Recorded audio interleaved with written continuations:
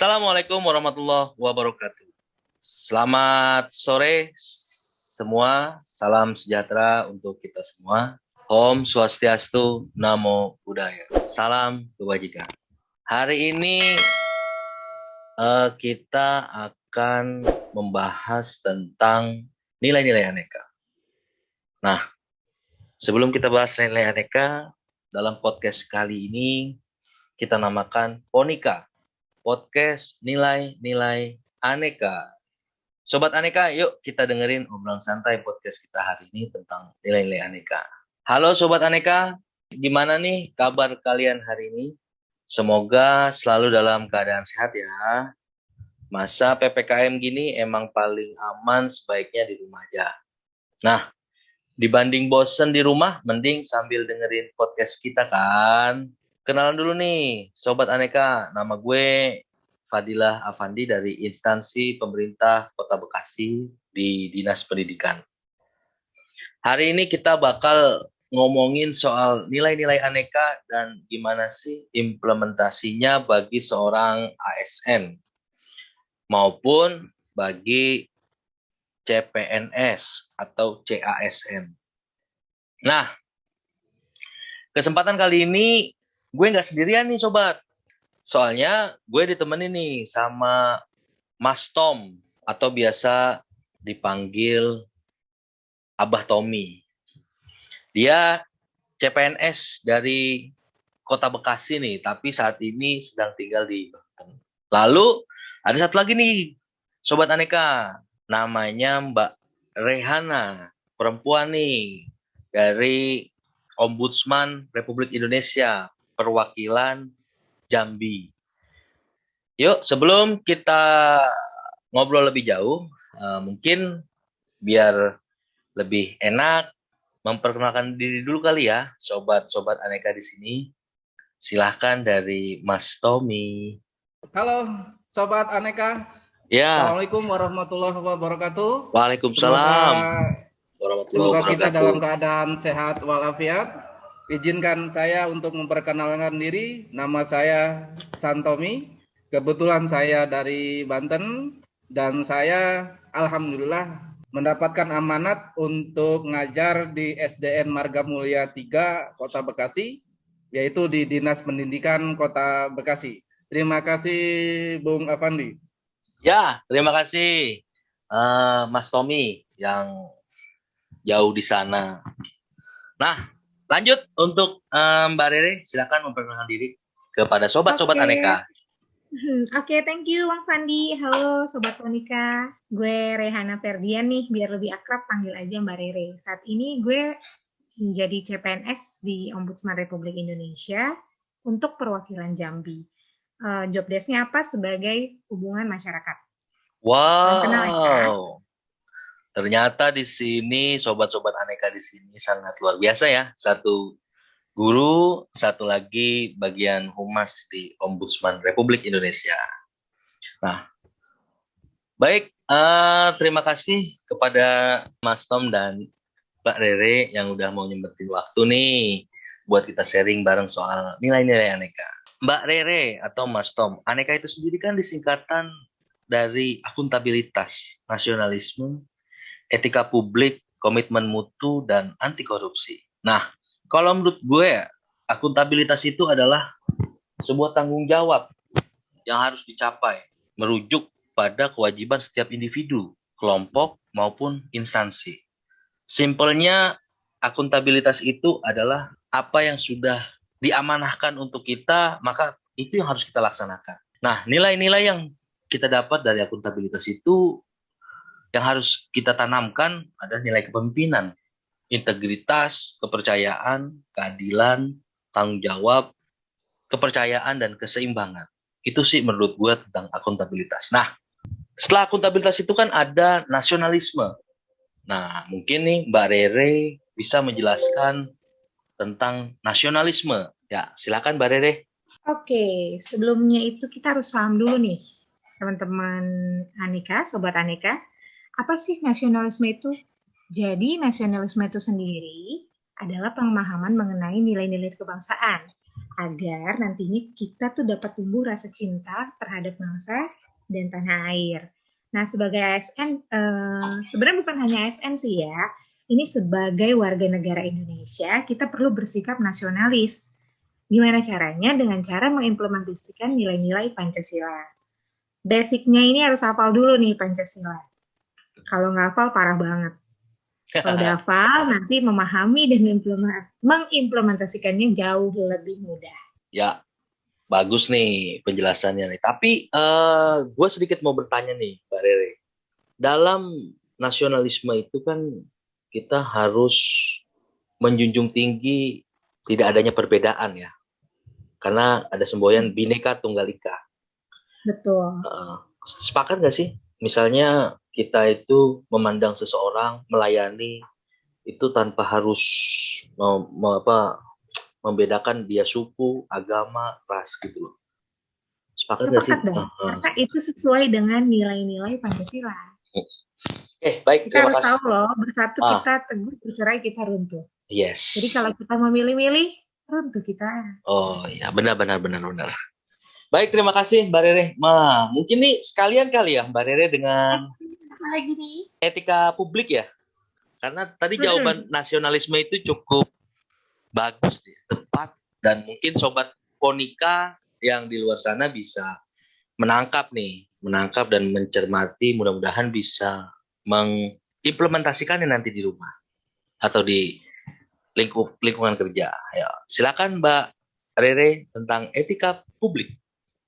Oke, kalau etika publik menurut saya pribadi, dari literatur yang saya baca juga, itu adalah tentang standar norma yang menentukan baik buruk, benar salah suatu perilaku.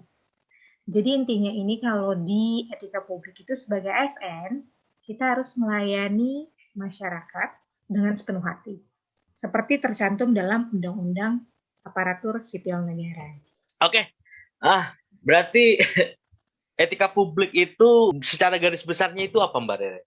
Secara garis besarnya sih bagaimana kita bertindak ya. Kita udah tahu nih yang mana yang benar, yang mana yang salah. Oleh sebab itu kita harus bertindak benar gitu terhadap masyarakat. Nah, dengan sepenuh hati kan kita akan benar terus nih melayaninya gitu, sesuai dengan standarnya kita gitu. Nah, dalam etika publik sudah, nasionalisme sudah. Nah, saya akan ke Mas Tom nih. Nah, Mas Tom, kan ada komitmen mutu. Biar sekalian lah ya sama anti korupsi. Diborong nih sama Mas Tom nih. Komitmen mutu dan anti korupsi ini kayaknya satu korelasi ya. Satu keterkaitan. Karena harus berkomitmen dan anti korupsi. Silakan Mas Tom penjabarannya. Singkat, padat, cepat, tepat, dan bagus lah ya. Oke, terima kasih Bung Afandi dan sahabat Ponika. Kalau menurut saya itu komitmen mutu di sini adalah suatu janji terhadap diri sendiri dan suatu janji terhadap orang lain, di mana tindakan kita itu harus mencerminkan mutu kita sebagai seorang pegawai negeri sipil maupun seorang CPNS. Kenapa? Karena komitmen mutu itu pelaksanaannya itu berorientasi pada kualitas hasil dipersepsikan oleh individu terhadap produk atau jasa yang telah kita lakukan.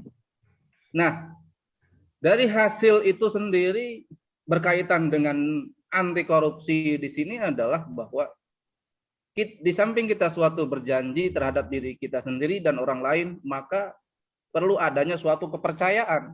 Kepercayaan di sini adalah yaitu kita harus menjaga sebuah kejujuran, menjaga suatu kejujuran, kemudian bertanggung jawab terhadap yang telah kita lakukan, kemudian kerja keras. Begitulah Bung Afandi dari saya. Itu berarti tentang komitmen mutu dan anti korupsi itu ya, Mas Tom ya? Betul. Secara garis besar dalam pelaksanaannya nilai aneka itu kan apa tuh Mas Tom untuk menjaga komitmen mutu supaya tidak terjadi hal-hal yang kita tidak inginkan. Kan karena komitmen mutu itu kan efektif lah ya, efektif dalam bekerja, efisien, ya kan, dan inovatif. Sekali lagi bahwa intinya kita berjanji pada diri kita sendiri. Karena apabila kita sudah berjanji kepada diri sendiri dan orang lain, tentunya kita akan dimintai pertanggungjawaban, baik itu dimintai pertanggungjawaban oleh orang lain maupun oleh Allah Subhanahu wa taala. Maka kita harus bekerja dengan secara bersungguh-sungguh dan hindarilah berdusta. Begitulah Bung Afandi. Oh, baik. Nah, Sobat Monika nih, dari nilai-nilai aneka yang tadi sudah dipaparkan, sudah dijelaskan oleh sumber-sumber kita dari Sobat-Sobat Monika yang sangat luar biasa nih. Berarti, Sobat Monika, terakhir nih, sebelum kita tutup, tadi kan sudah selesai itu ya, sampai anti korupsi yang sudah dipaparkan oleh Mas Tom nih. Nah, sekarang ide gagasan nih, saya mau tahu nih dari Mbak Rere, ide gagasannya apa?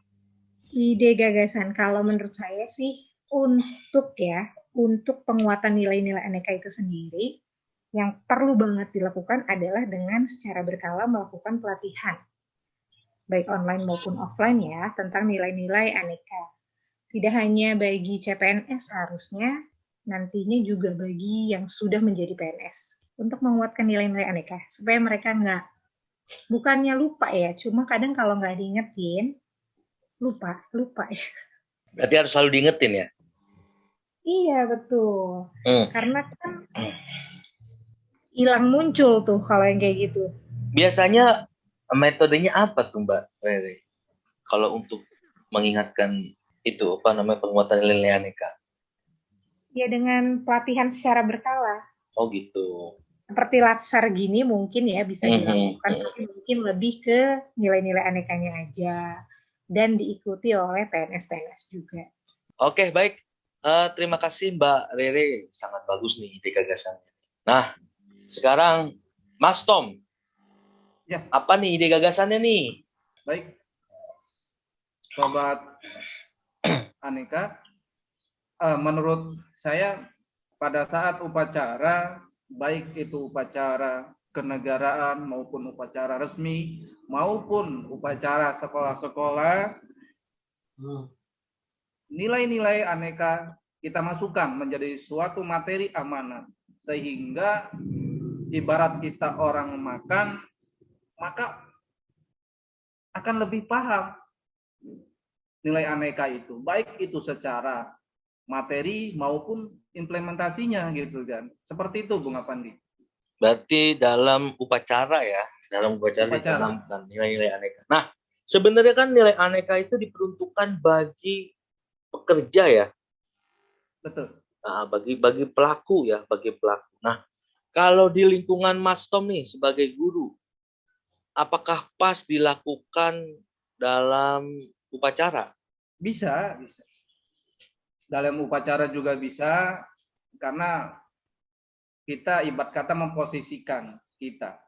Kemudian di dalam lingkungan kerja kita juga, namanya sebagai seorang guru, tentunya aneka itu lebih diperhatikan, baik akuntabilitasnya, kemudian daripada nasionalisnya gitu kan, kemudian etika publiknya, kemudian komitmen mutunya, dan anti korupsinya gitu kan. Itu di ruang lingkup sekolahan itu kita aneka banget gitu.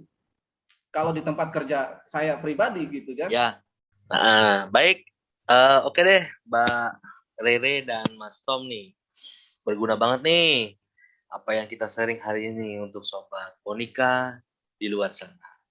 Mungkin sekian dulu ya Mbak Rere dan Mas Tom podcast kita hari ini. Terima kasih banyak Mbak Rere dan Mas Tom udah mau nemenin sharing-sharing nih soal nilai-nilai aneka. Jawab dong. Terima kasih banyak juga. Terima kasih banyak juga Bang Afandi. Sudah jadi dia. Senang sekali.